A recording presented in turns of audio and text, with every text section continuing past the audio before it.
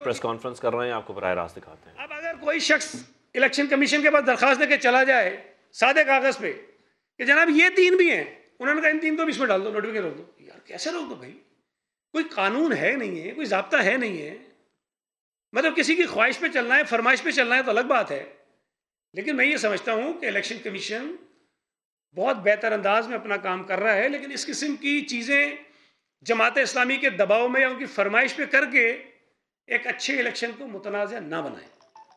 कानून के मुताबिक बिल्कुल इलेक्शन कमीशन का फ़र्ज़ है कि वो सबको सुने और कानून के मुताबिक इंसाफ करे।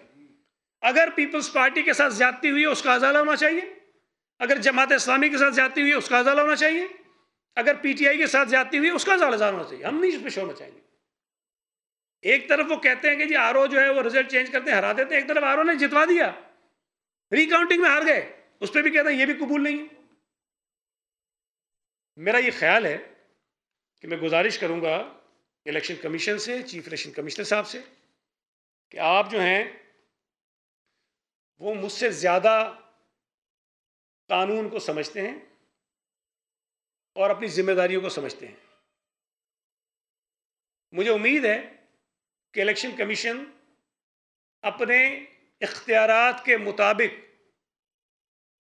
इन चीज़ों को टेकअप करेगा और अगर उन्होंने इसी तरह चलाना है, बिस्मिल्लाह, हमें कोई एतराज़ नहीं। फिर जो दरख्वास्तें हमारी आएंगी और आएंगी इंशाअल्लाह ताला, हम भेज रहे हैं, कल से हम अपनी दरख्वास्तें भी भेज रहे हैं, वो आएंगी और हमारी इस्तदा भी ये होगी कि इन यूसीज़ में जो लोग जीते हैं उनका नोटिफिकेशन रोका जाए। जिस तरह एक गैर मुतल्लिका आदमी के दरख्वास्त पर हमारी जीती हुई यूसीओं का नोटिफिकेशन रोका गया है, उसी तरह हमारी दरख्वास्तें जो गैर मुतल्लिका लोग नहीं देंगे, हमारी दरख्वास्त उम्मीदवार देगा। जो उम्मीदवार वहाँ से लड़ रहा है इलेक्शन, जिस उम्मीदवार को हरवाया गया है, जो हारा है, वो अपनी दरख्वास्त देगा। हम इलेक्शन कमीशन को इतनी आजमाइश में नहीं डालेंगे। हम इतनी आजमाइश में डालेंगे कि भाई उम्मीदवार ने खुद दरख्वास्त दी है, लेकिन नोटिफिकेशन फिर उन यूसीज़ का भी रुकना चाहिए जहाँ जहाँ पर तनाज़ात हैं। ये मैं समझता हूँ कि बहुत ही बदनसीबी की बात है कि अच्छे भले इलेक्शन को जो है वो बिला वजह, बिला जवाज़, दबाव में आकर या किसी की फरमाइश पर मुतनाज़ा बनाने की कोशिश हो रही है। और ये भी मैं बता दूँ, इसमें जमात इस्लामी ने ये भी लिखा कि जी चूँकि ये RO सारे सिंध हुकूमत के मुलाजिम थे तो उन्होंने ये सारे हुकूमत के कहने पे कर रहे हैं। हिजरत कालूरी की यूसी हमको 90 वोटों से हारे हैं। जो रिटर्निंग अफसर साहब हैं वो असिस्टेंट कमिश्नर हैं। कानून के मुताबिक इलेक्शन का रिजल्ट जैसे ही आया फ़ौरन दरख्वास्त दी कि रिकाउंट कराएं। उस असिस्टेंट कमिश्नर ने वो दरख्वास्त हमारी मुस्तरद कर दी। असिस्टेंट कमिश्नर है, सिंध हुकूमत का मुलाजिम है बकौल जमात इस्लामी के, और बकौल इनके सब हमारे कहने पे चल रहे हैं। उसने मुस्तरद कर दी, मलीर में मुस्तरद कर दी, और वो भी असिस्टेंट कमिश्नर थे। अगर कहीं पर आपके साथ ज्यादती होती है तो आप कहते हैं ये सिंध हुकूमत के मुलाजिम है, और भाई जब हमारे साथ ज्यादती हो रही है हम क्या कहें कि किसके मुलाजिम है? ये मलीर में मुस्तरद कर दी, और वो भी असिस्टेंट कमिश्नर थे। अगर कहीं पर आपके साथ ज्यादती होती है तो आप कहते हैं ये सिंध हुकूमत के मुलाजिम है, और भाई जब हमारे साथ ज्यादती हो रही है हम क्या कहें कि किसके मुलाजिम है ये? तो मेरा ये ख्याल है कि इलेक्शन कमीशन को भी एक तरफा मौक़िफ़ सुनने के बाद कि एक आदमी आया उसने कहा ये हो गया, क़यामत आ गई, और उन्होंने समझ लिया कि क़यामत आ गई है। लेकिन ये जो कल 3 यूसीओं का नतीजा रोका है, ये तो बहुत ही अफसोसनाक है। भाई इनके सामने रिकाउंटिंग हुई है और उस रिकाउंटिंग में ये हारे हैं। अब उन्होंने रास्ता देख लिया इलेक्शन कमीशन का कि जाओ जाके वहां पे इस्तदा करो, जो को मान लेते हैं वो खड़े जाते जाके। और मुझे तो डर है कि ये कल फिर जाके खड़े जाएंगे, 3 ऑडिशन ले जाएंगे, ये भी रोको, परसों और ले जाएंगे, ये भी रोको। ये जो तासुर दिया जा रहा है या पैदा हो रहा है कि जमात इस्लामी का आदमी जो जाके कहेगा नऊज़ बिल्लाह वो बस सहीफा है, आसमानी है, वो बस सही कह रहा होगा, उसकी बात पे कर लो अमल, और बाकी जो कह रहे हैं सब कुछ वो गलत है। तो मेरी गुजारिश है कि इलेक्शन कमीशन ने जो ये उसमें जाएं। हमने अपने तमाम लोगों को जिन्होंने ये दरख्वास्तें दी थी, आर ओ ने मुस्तरद कर दी, फिर इलेक्शन ट्रिब्यूनल बन गए। हमने कहा कि जी अब इलेक्शन कमीशन का इख्तियार नहीं है, अब आपको ट्रिब्यूनल में जाना पड़ेगा, क्योंकि कानून ये कहता है। हमने रोका उनको कि ना जाओ, फ़ायदा कोई नहीं है।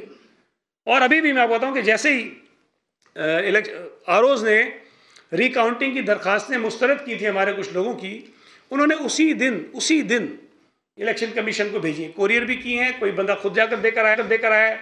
उस पर कोई सुनवाई नहीं, अभी तक उन पर कोई सुनवाई नहीं है, और इस पर फौरी तौर पर सुनवाई हो रही है। जी एक मिनट यार, पहले इस पर आगे करता हूँ। ये बता दें कि इलेक्शन के हवाले से जो पीटीआई है वो हमेशा इल्ज़ाम लगाता रहा कि ये पीडीएम के बीटी में, और फिर मुंशी का भी लकब उनको दे दिया गया है, मतलब उसको मुसलसल मुतनाज़ा बनाते जा रहे हैं। लेकिन अब बल्दियाती इंतखाबात के बाद अब इत्यादी जमातें भी, खासतौर पर पाकिस्तान पीपल्स पार्टी बना ली। अब ये सवाल पैदा हो चुका है कि इसमें इस्तेदाद इतनी नहीं है कि वो आने वाले जो इंतखाबात हैं, खासतौर पर 16 मार्च को भी एक इंतखाबात होने जा रहे हैं कराची में, जिसमें 9 सीटें हैं कौमी की, उसमें ये भी शामिल हैं।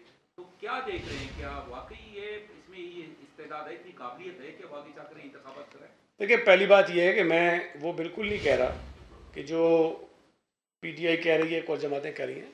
मैंने तो बड़ी सीधी सी गुजारिश की है कि आइन, इलेक्शन एक्ट और सिंध लोकल गवर्नमेंट एक्ट जो कहता है उसके मुताबिक आप अमल कीजिए, हमें कोई एतराज़ नहीं है।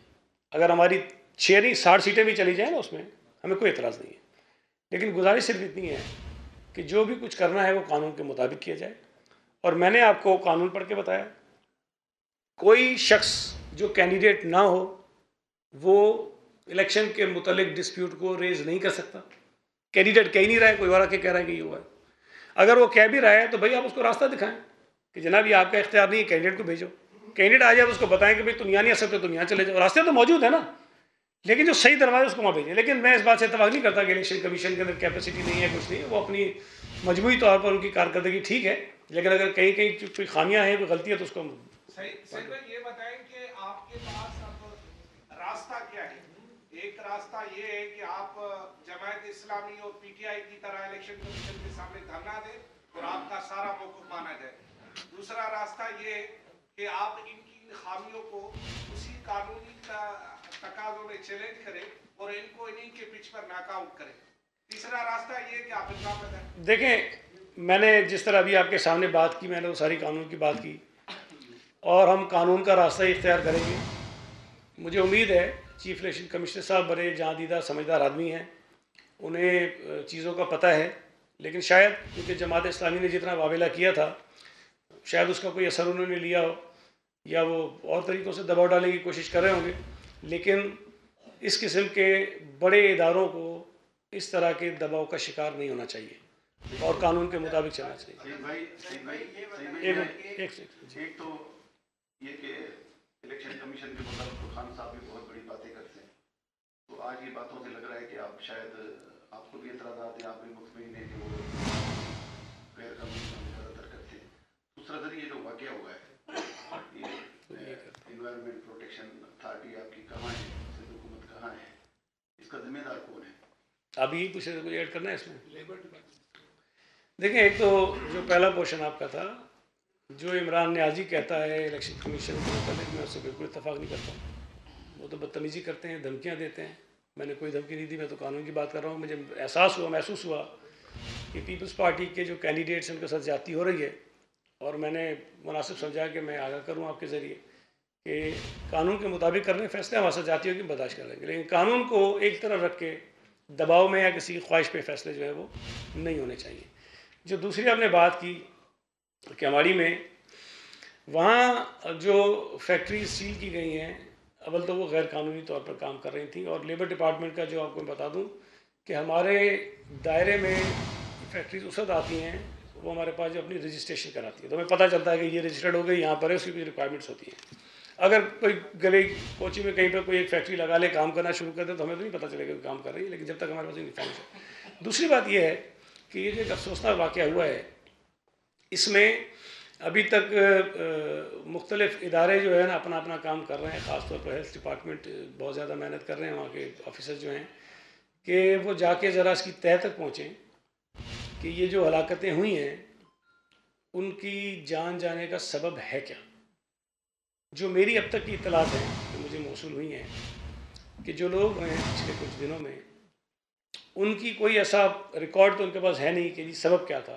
जो उनके लवाकिन कुछ बता रहे हैं कि जी ये सिम्टम्स थे, इस तरह की सूरत पैदा हुई, इस तरह से डेथ हो गई, तो वो हो गया। लेकिन जो लोग अलील हैं, बीमार हैं इस वक्त, जिनके अंदर उसी किस्म के सिम्टम्स हैं, उनके मुख्तलिफ टेस्ट किए गए हैं और उनकी रिपोर्ट्स जो आएंगी फिर उसकी रिपोर्ट्स के नतीजे में ये बात तय होगी कि जो ये बीमारी थी ये क्या थी और इसके पैदा होने के रीज़न्स क्या थे। लेकिन फौरी तौर पर वो फैक्ट्रीज जो हैं वो सील कर दी गई हैं, वो बंद कर दी गई हैं। बाकी जो एनवायरनमेंट का महकमा है वो भी वहाँ काम कर रहा है। हेल्थ डिपार्टमेंट ने बाकायदा अपना कैंप वहाँ लगाया हुआ है, डॉक्टर्स बिठाए हुए हैं ताकि जो भी दीगर मुतासिरीन अगर हैं तो उनको बेहतर जो है वो मेडिकल की सहूलतें फराम की जा सकें। तो मेरा ये ख्याल है कि किसी हतमी नतीजे तक पहुँचने के लिए शायद कुछ दिन अब और दरकार होंगे जब तक ये सारी मेडिकल रिपोर्ट्स आ जाएँ और पता चल सके कि रीज़न्स क्या थे इन हलाकतों। हलाकतों की जिम्मेदारी लेनी चाहिए सिंध हुकूमत को, हलाकतों की जिम्मेदारी लेनी चाहिए सिंध हुकूमत को। जो भी हुए, हलाक हुए हैं, लोग बच्चे मरे हैं। देखिए मैं कह रहा हूँ ना, अगर तो हुकूमत की नाइली है, सिंध हुकूमत की नाइली है, तो जिम्मेदारी लेनी चाहिए ना। अच्छा, आपने सवाल भी कर लिया, फैसला भी कर लिया। अच्छा सईद भाई, जी जी,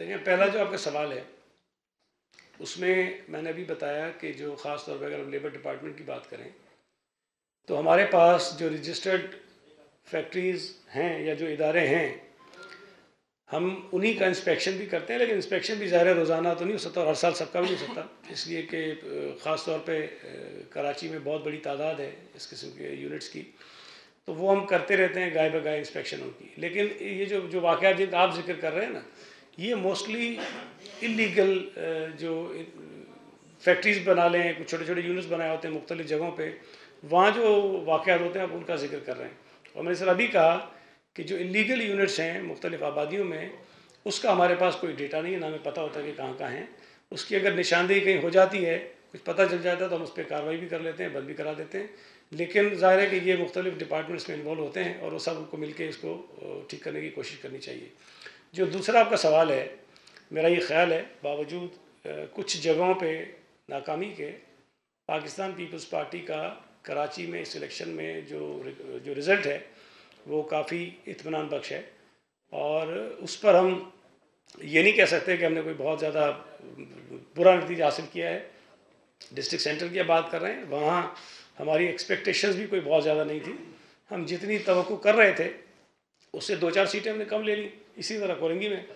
लेकिन मजमूई तौर पर मैं समझता हूँ कि रिज़ल्ट हमारा ठीक रहा है। हमारी तवक्को से कुछ सीटें हमने कम ली पूरे शहर में, लेकिन ठीक रहा। जो DRO है जिला गरबी का, उसने जो एक कंसोलिडेट रिजल्ट जारी किया, उसमें जो उसने यूसियाँ रोकी वो उन यूसियों से बहुत मुख्तलिफ है जिनका रिजल्ट इलेक्शन कमीशन ने रोका हुआ है। DRO ने जो रिजल्ट नहीं दिया वो UC1, UC2 और मोहम्मदाबाद की UC8, उसका रिजल्ट रोका। लेकिन इलेक्शन कमीशन ने जो रिजल्ट रोकने की बात की वो UC3 थी, UC7 थी जिला गरबी की, फिर UC8 थी शायद मंगोपीर की, इस तरह मोहम्मदाबाद की UC8। तो अच्छा, मुझे रिजल्ट मुख्तलिफ अंदाज से जी। एक बात, दूसरी बात ये एक बड़ी कन्फ्यूजन है, लोग बहुत जल्दी के अंदर है कि कल ही मेयर बन जाए। तो पहले 11 सीटों पर इलेक्शन होंगे, कोरम पूरा होगा, या इन 11 सीटों का इंतजार किए बगैर ही मेयर बना दिया जाए? अच्छा कि आपने ये पूछ लिया, ये बड़ा ज़रूरी सवाल था। जो पहली बात आपने की उसमें मुझे नहीं पता कि DRO ने अगर रोकें तो क्यों रखें, लेकिन मेरा नहीं ख्याल कि इसको रोकने की वजह थी। लेकिन जो इलेक्शन कमीशन ने रोके हैं, हम तो ये बात कर रहे हैं, उनका ये इख्तियार नहीं है। जो दूसरी बात आपने की, ये भी बड़ी इंपॉर्टेंट चीज़ है। आपको याद होगा कि जब भी कौमी असम्बली और सूबाई असम्बली के इलेक्शन होते हैं, उसमें भी मुल्क में कई हल्के जो हैं उस पर इलेक्शन नहीं होते हैं, मुख्तलिफ वजूहात की बिना पर। फिर कुछ लोग होते हैं जो एक से ज़ायद सीटों पर इलेक्शन जीत जाते हैं, वो भी नशिस्तें अपनी खाली करते हैं, लेकिन जो रिज़र्व सीट्स हैं वो एलोकेट कर दी जाती हैं, वो रुकती नहीं है। फिर वज़ीर आज़म का और वज़ीर आला का इंतखाब हो जाता है, वो रुकता नहीं है। और वज़ीर आज़म का और चीफ मिनिस्टर का इलेक्शन होने के बाद इलेक्शन कमीशन शेड्यूल जारी करता है उन नशिस्तों पर जो खाली होती हैं, चाहे वो किसी ने डेथ की वजह से हों या फिर ये कि वो कोई ज़्यादा सीटें छोड़ी हों, तो बाद में होता है इलेक्शन। ये जो इलेक्शन कमीशन की मंतक है, सच्ची बात है, ये मेरी समझ से बाहर है और इसमें प्रॉब्लम्स है। मैं आपको बताना चाहता हूँ क्या प्रॉब्लम हो सकते हैं। अगर ये नई रिवायत इलेक्शन कमीशन पैदा करना चाहता है कि पहले आपने जितनी सीटें हैं डायरेक्ट इलेक्शन वाली उनको पूरा करना है, अब ये 11 सीटें रह गई हैं, 11 का ये शेड्यूल जारी करते हैं और लोग नॉमिनेशन फाइल करते हैं और 1-1.5-2 महीने बाद की इलेक्शन की डेट आ जाती है। खुदा ना करे इन्हीं नॉमिनेशन जो फाइल करते हैं लोग, उसमें से 2-4 डेथ कर जाते हैं, 2-4 हल्के खाली रह जाते हैं। फिर क्या करेंगे आप? फिर कहेंगे कि नहीं पहले ये 3 का कराओ फिर करेंगे। 235 पे इलेक्शन हो गया है, 2 महीने आप टाइम देते हैं कि दूसरा इलेक्शन हो, अल्लाह ना करे ये 235 जीते, इनमें से कोई किसी की डेथ हो जाती है, सीटें खाली हो जाती हैं, आप क्या करेंगे? फिर इंतजार करेंगे कि इनको पूरा करें। ये ऐसा साइकिल है जो रुकेगा नहीं, ये चलता रहेगा। तो जो कौमी असम्बली और सूबाई असम्बली की इलेक्शंस में होता रहा है, मेरी गुजारिश होगी कि इलेक्शन कमीशन उसी तरीक़ेकार को फॉलो करे। ये नया तरीका अगर उन्होंने शुरू कर दिया है कि हमने पहले वो 246 पूरे करने, तो आगे चलकर जो आम इंतखाबात होंगे ये बहुत बड़ा मसला पैदा हो जाएगा। लोग चैलेंज करेंगे इसी बुनियाद पर। जो अगर वज़ीर आज़म एक आध वोट से आगे पीछे हो रहा होगा, वो कहेंगे पहले इलेक्शन कराओ, उस पर आपका सारा निज़ाम तहस हो जाएगा। तो ये नई नई किस्म के जो एडवेंचर है, मैं मुझे ही पता ये कहाँ से आइडियाज़ आ जाते हैं, ये ना करें, इससे मसाइल पैदा होंगे। अभी जो इलेक्शन हो गए हैं उस इलेक्शन की बुनियाद पर इलेक्शन करवाएं रिजर्व सीट का, और जल्द से जल्द करवाएं। उसके बाद मेयर और जो चेयरमैन और वाइस सूबाई वज़ीर सईद गनी इस वक्त प्रेस कॉन्फ्रेंस कर रहे हैं। वक्त हो गया है एक ब्रेक का, समा के साथ रहिए।